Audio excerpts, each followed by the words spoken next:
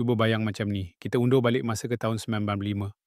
Cuba bayang macam ni, kita undur balik masa ke tahun 95. Zaman tu, kau kerja office 9 pagi sampai 5 petang. Tepat pukul 5, kau tutup lampu, balik rumah, makan malam dengan keluarga. Kalau ada kerja lebih pun, esok sambung. Tiada siapa pun rasa bersalah. Dan tiada siapa pun rasa loser sebab tak sibuk. Waktu tu, orang ukur kejayaan dengan benda lain. Kau boleh balik kampung jenguk mak ayah. Kau ada masa tengok anak membesar. Kau sempat berbual dengan jiran lepas maghrib. Fast forward ke tahun 2025. Ya, kita ada semua teknologi, semua apps, semua shortcut.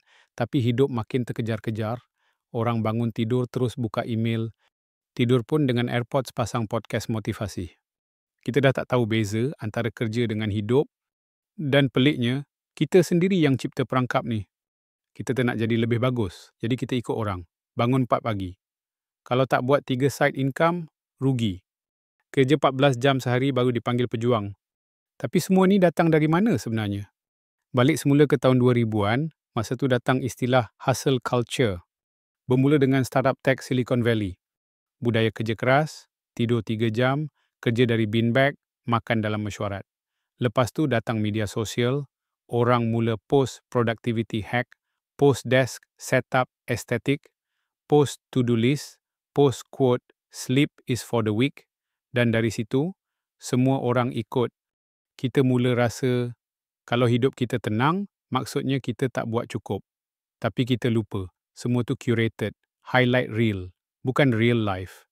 Dan bila kita banding dengan highlight orang, hidup kita sendiri nampak hambar. So kita mula lari, tambah kerja, tambah projek, tambah target, sampai satu hari, kita penat. Tapi bila nak rehat, kita rasa bersalah. Sebab sistem dah tanam dalam kepala kita, kalau kau rehat, kau lemah. Satu kisah aku teringat, dulu ayah aku kerja teknikal, shift malam. Dia kerja keras, tapi bila dia balik, dia akan duduk luar rumah, hirup kopi dan tenung pokok jambu depan rumah. Itu rewind dia. Dan dia tak pernah rasa bersalah sebab tak buat apa-apa. Dia faham, rehat tu wajib, bukan pilihan. Tapi kita sekarang, kalau duduk diam 5 minit pun, kita terus capai phone. Scroll, buka email, buka Shopee, apa-apa janji tak nampak tak buat apa-apa. Masalahnya, makin lama kita buat macam ni, makin kita terpisah dari diri sendiri. Kita tak kenal emosi kita. Kita tak tahu nak jawab soalan simple. Apa yang aku nak dalam hidup ni? Sebab terlalu lama sibuk ikut apa yang dunia nak. Tapi mungkin sekarang masa untuk kita berhenti. Tanya balik, apa makna berjaya bagi aku? Apa makna hidup yang cukup?